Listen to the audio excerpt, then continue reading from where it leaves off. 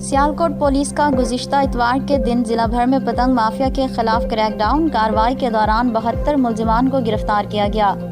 Zoya news plus registered को तर्जुमान Sialkot police से हासिल होने वाली तफसीलात के मुताबिक सियालकोट पुलिस पतंगबाजों और पतंग फरोशों के खिलाफ सफ आ रहा है और आए दिन ज़िले के मुख्तलिफ इलाकों से उनकी गिरफ्तारी की खबरें गर्दिश करती रहती हैं।